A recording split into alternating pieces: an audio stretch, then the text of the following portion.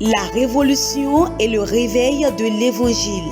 La révolution et le réveil de l'Évangile, c'est une émission du pasteur Séraphin Assoba. Tu as trop couru derrière les pasteurs. Tu t'es beaucoup dérangé à poursuivre l'homme. La Bible dit, heureux ceux qui ont le cœur pur, car ils verront Dieu. Nous devons faire connaître aux fidèles que l'âme de l'homme est immortelle. Mais il peut passer son éternité ou en enfer ou au paradis avec Jésus. Bien-aimé, ça c'est le message dont l'Église a besoin. L'Église a besoin du réveil et par son émission, Dieu vous réveille.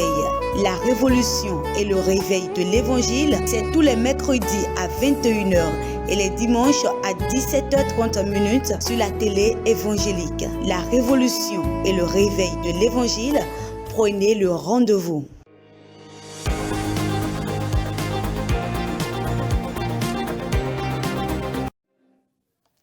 Bien-aimé, alléluia. Tu es béni au nom de Jésus. Je suis très heureux toutes les fois que je sais que nous sommes nombreux sur cette émission, la révolution et le réveil de l'Évangile.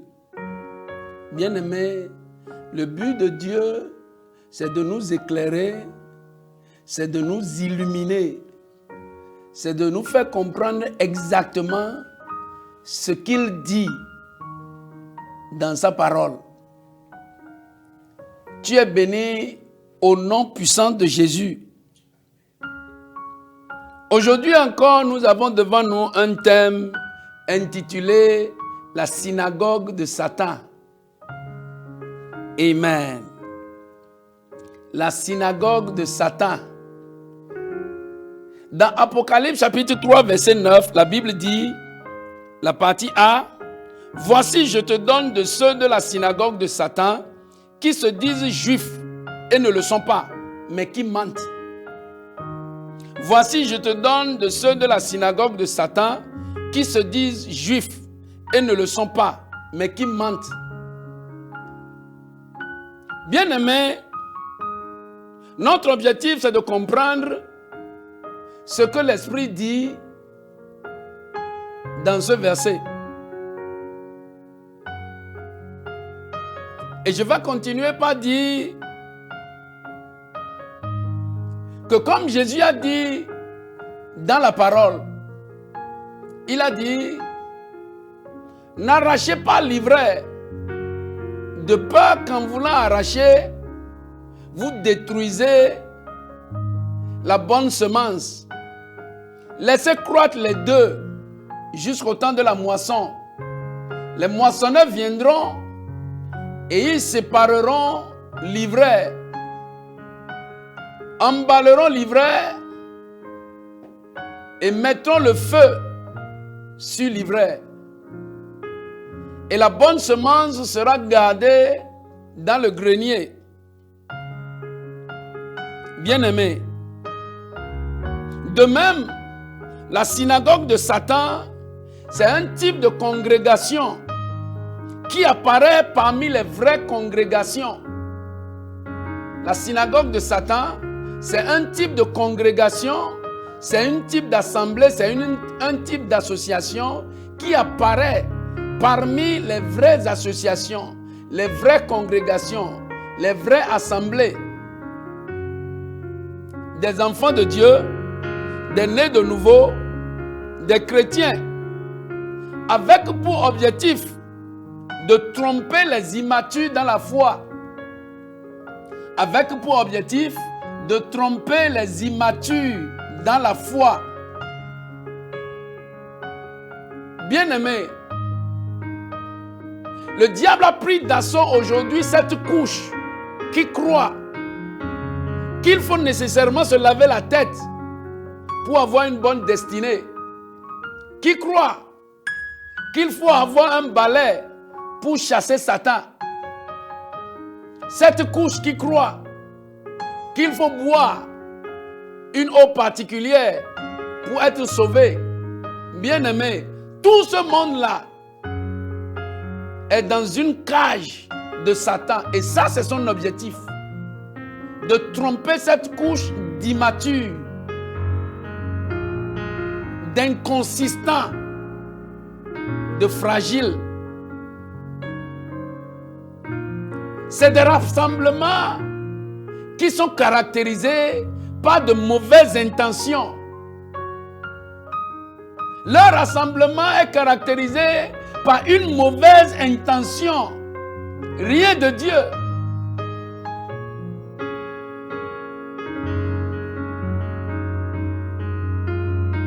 Ils s'affichent comme des associations spirituelles, des congrégations spirituelles.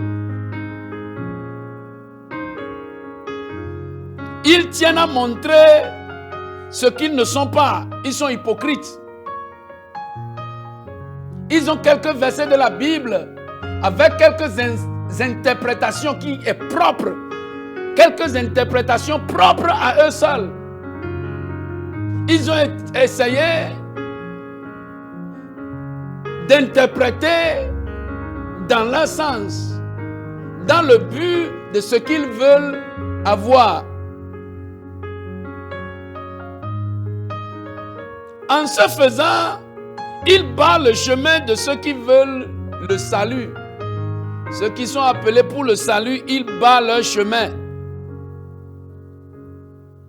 Ces congrégations ont l'apparence spirituelle, citant des passages bibliques pour impressionner. Ils ont l'apparence spirituelle, citant des versets bibliques pour impressionner. Leur objectif est de semer la discorde, le désordre, la confusion. C'est des assemblées de rebelles qui ne suivent aucune règle. Bien-aimés, nous les avons aujourd'hui dans tous les coins de rue.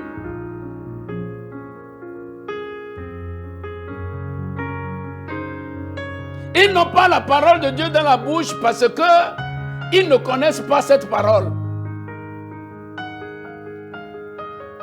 Ils sont de la synagogue de Satan.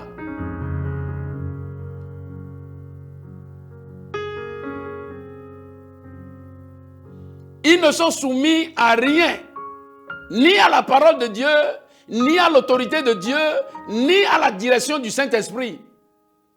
Ils ont leur parole, ils ont leur autorité et ils ont leur esprit.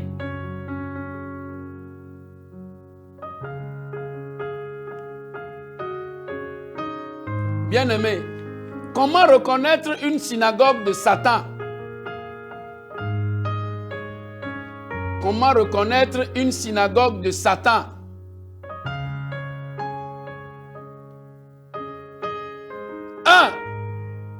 La synagogue de Satan est dirigée par le diable lui-même.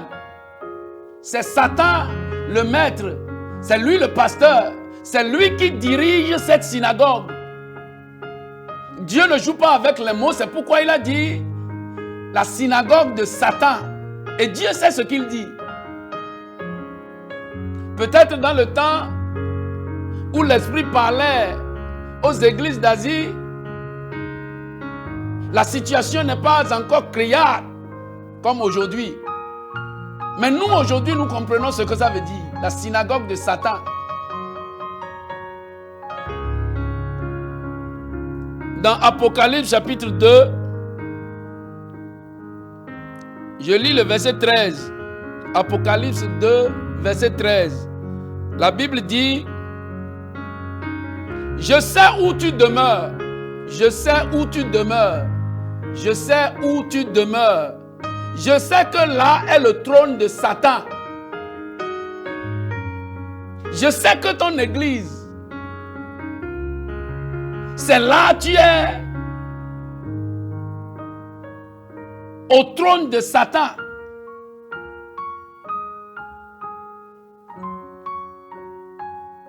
La Bible dit que Satan se transforme en ange de lumière. Ça veut dire il peut créer des églises pour séduire, pour décevoir, pour mentir.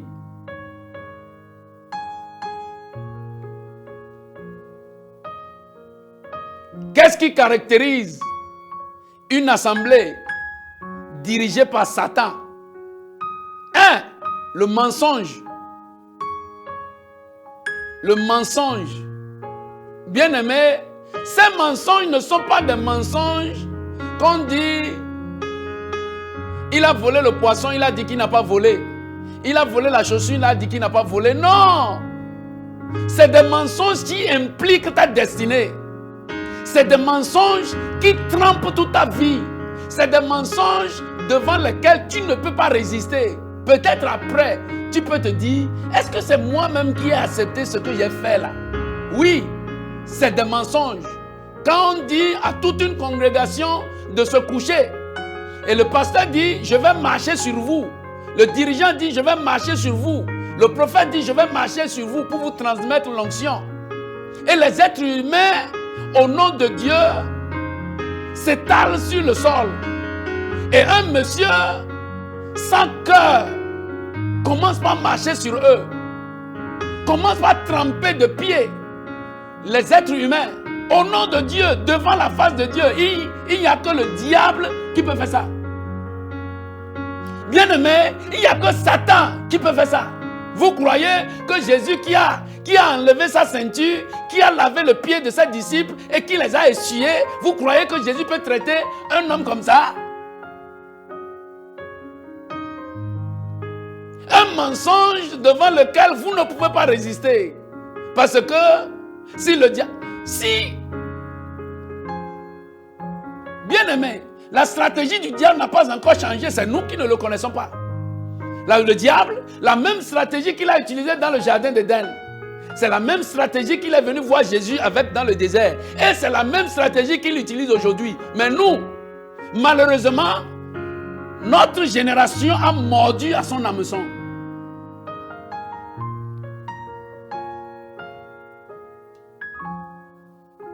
Bien-aimé, au nom de quelle onction, au nom de quel miracle, au nom de quelle guérison, quelqu'un va marcher sur les autres, devant caméra, devant le monde entier. Et vous voulez que cette religion soit acceptée comme la religion de Jésus? Non.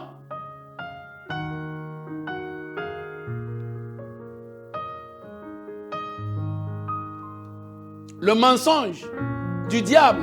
Ce qui caractérise la synagogue de Satan, c'est le mensonge.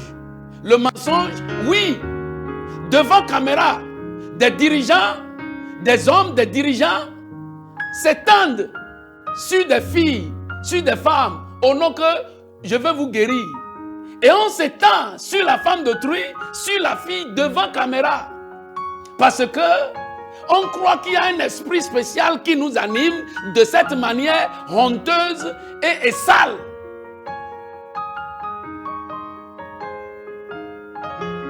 Tu ne peux pas dire. Il faut dire pour toi, c'est mon esprit. Quel esprit? Quel est cet esprit qui sent là? Nous, on a vu des porteurs d'esprit. On a vu Jean-Baptiste. On a vu Jésus le Maître. On a vu les apôtres. On a vu des porteurs d'esprit. Avant toi. Ça nous fait honte. Et on ne peut pas dire parce que celui qui s'étend sur les femmes là, il est le plus riche de la congrégation. C'est lui le dirigeant et c'est lui le plus riche. Qui peut, le monsieur est riche. Si Dieu n'est pas avec lui, pourquoi il est riche? Et vous mesurez le désordre par la richesse.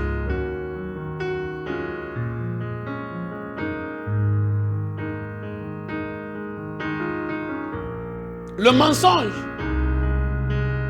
Au nom de la guérison divine, on dit aux fidèles d'aller dehors et de commencer par brouter les arbres comme les animaux.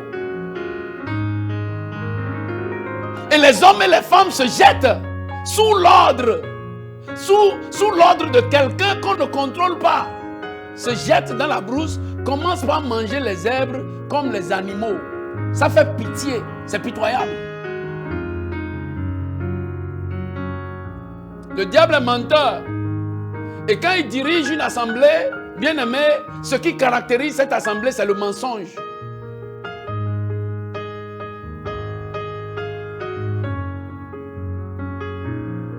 On apporte des poisons. On dit buvez, ça va vous guérir.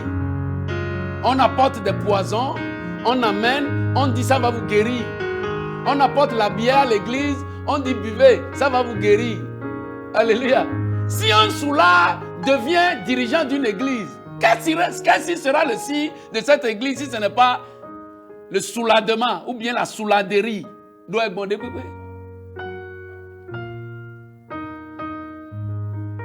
Vous allez les reconnaître par leurs fruits.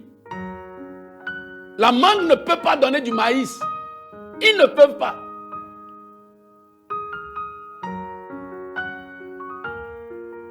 On dit apporter les cailloux. Après la prière, vous allez jeter ça. Et pour avoir la prière sur le caillou là, il faut amener $100 pour prier sur le caillou. Et à la nuit, au beau milieu de la nuit, vous allez jeter ça. Ça va aller cogner vos ennemis. Comme tu as pris l'argent là, pourquoi tu ne prends pas les cailloux là, toi-même tu vas jeter?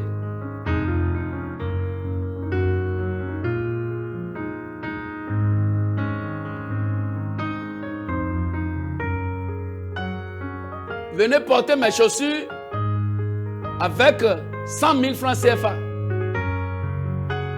Bien-aimé. C'est des mensonges du diable. Et quand c'est le diable qui ment, c'est après que tu regrettes. Tu n'as pas le pouvoir de dire, ça c'est un mensonge ou non, non, non. Quand ça sort de la bouche, quand il est rentré dans le jardin d'Éden, est-ce que quelqu'un peut refuser? C'est la même stratégie, il n'a pas encore changé. Il n'a pas encore changé. Les sœurs viennent à l'église, dans la ligne de prière, on dit bon, le dirigeant va vous faire des bisous. Avec des caresses, il va vous caresser vos joues. Et la guérison va venir.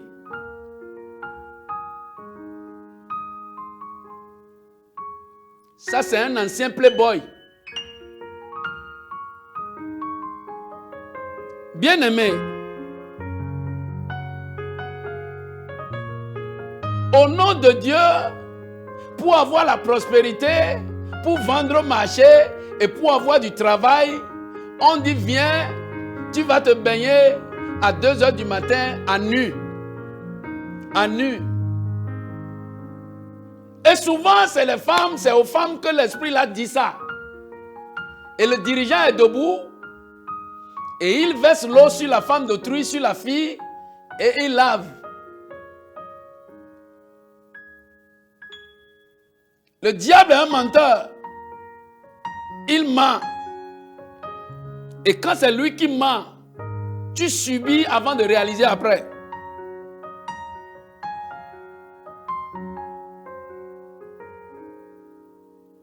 Les autres ont déjà les numéros de téléphone de Dieu, où on appelle Dieu en direct. Et les gens qui ont la tête, avec le cerveau dans la tête, acclament.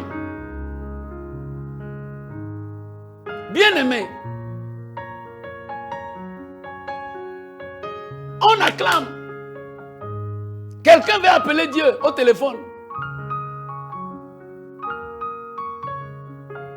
Comme il a l'argent, il a des voitures. Si ce n'est pas vrai, pourquoi il est béni?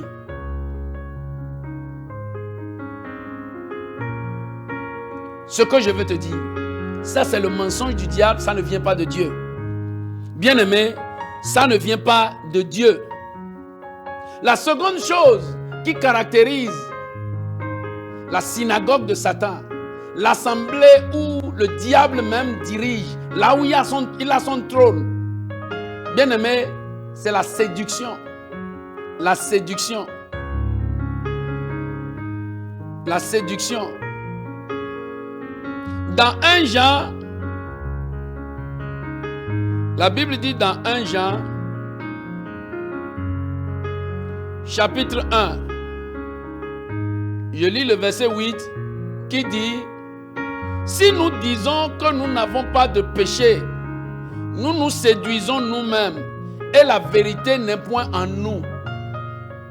Bien-aimés, si nous disons que nous n'avons pas de péché, nous nous séduisons nous-mêmes. Nous sommes membres de l'église de Satan. Aujourd'hui, il n'y a plus de péché. il n'y a plus de regret, il n'y a plus de repentance, il n'y a plus de conversion. Jésus a déjà porté nos péchés sur la croix, ablaudé. On est bien. Et on vient à l'église pour danser, pour cotiser l'argent, et on va à la maison. Bien aimé, peut-être vous ne suivez pas les informations. Je vais vous informer qu'il y a 2 semaines, le pasteur d'une assemblée a été attrapé dans un pays parmi les kidnappeurs. Qu'est-ce qu'il a amené là? Bien aimé, il veut faire comme les autres. Si le péché n'est plus important, vivons. Jésus va venir un jour, il va nous prendre. Jésus va venir un jour, il va vous prendre. Bien aimé. Jésus va venir un jour, il va vous prendre.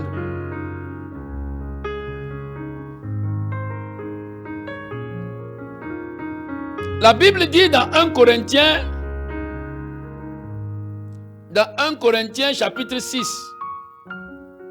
dans 1 Corinthiens chapitre 6, si je lis à partir du verset 9, la Bible dit: ne savez-vous pas que les injustes n'hériteront point le royaume de Dieu? Ne vous y trompez pas. Ni les impudiques, ni les idolâtres, ni les adultères, ni les efféminés, ni les infâmes, ni les voleurs, ni les cupides, ni les ivrognes, ni les outrageux, ni les ravisseurs n'hériteront point le royaume de Dieu. Et c'est là ce que vous étiez, quelques-uns de vous, mais vous avez été lavés, mais vous avez été sanctifiés, mais vous avez été justifiés au nom du Seigneur Jésus-Christ et par l'Esprit de notre Seigneur. Tout m'est permis, mais tout n'est pas utile. Tout m'est permis, mais je ne me laisserai pas asservir par quoi que ce soit. C'est la Bible qui dit ça. C'est les apôtres qui disent ça. Bien-aimés, là où le diable est dirigeant, là où il y a le trône du diable, bien-aimé, le péché est inconséquent. Il n'y a pas, on ne dit pas le péché. Quand toi tu t'appuies beaucoup sur le péché, on peut te chasser de l'église. Jésus a déjà tout fait pour nous. Jésus a déjà tout fait pour nous. Les autres sont allés même jusqu'à dire que Jésus a déjà jeûné tous nos jeûnes. Il a déjà jeûné tout.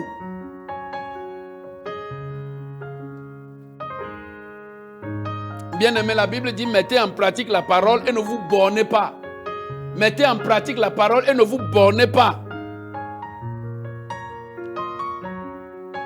Le diable a tout fait pour introduire l'argent dans l'église. Et l'argent, et là où tu vois le diable, tu vois la séduction et le moyen qu'il utilise, l'arme qu'il utilise, c'est l'argent. Si vous voyez une maison où le mari aime l'argent et la femme aime l'argent, je vous dis, la maison là ne va pas durer.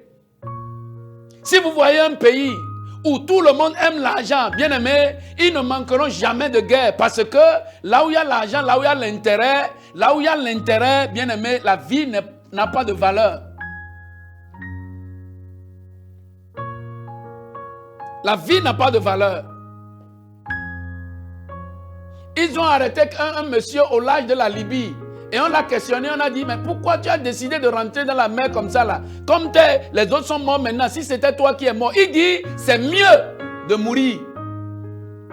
Parce que ce qui se passe chez lui là-bas, c'est malheureux. Il faut avoir l'argent à tout prix.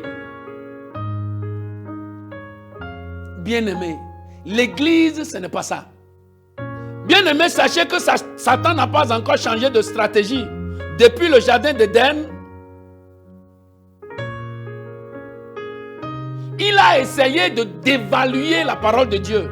Sa stratégie, sa séduction, c'est de dévaluer la parole de Dieu. Et c'est cette dévaluation qui est la puissance de son trône.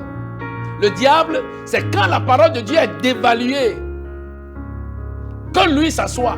N'importe où la parole de Dieu est respectée, est prêchée, est révélée, est libérée fidèlement, tu ne peux pas voir le diable là. Mais là où il a mis l'eau sur la parole et les gens ont accepté, faisons ça, on est humain, Dieu ne peut pas envoyer tout le monde en enfer. Voilà, il est bien là. Là où la parole de Dieu est prêchée authentiquement, Satan ne peut pas siéger. Le deuxième,